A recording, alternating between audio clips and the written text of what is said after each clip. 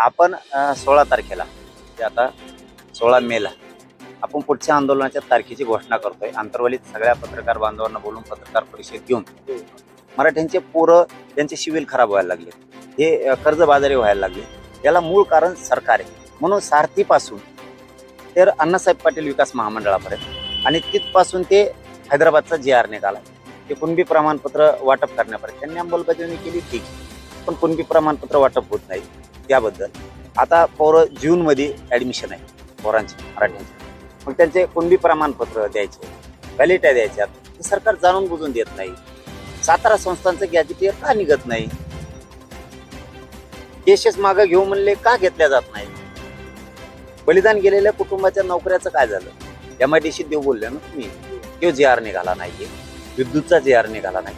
कित्येक तरी बलिदान गेलेल्या कुटुंबाचं आणखीन त्यांना निधी पण मिळाला नाही। म्हणजे तुम्ही मेलेल्या बांधवांचं सुद्धा आमच्या राजकारण करायला लागलात। याला मुख्यमंत्री म्हणलं जातं का?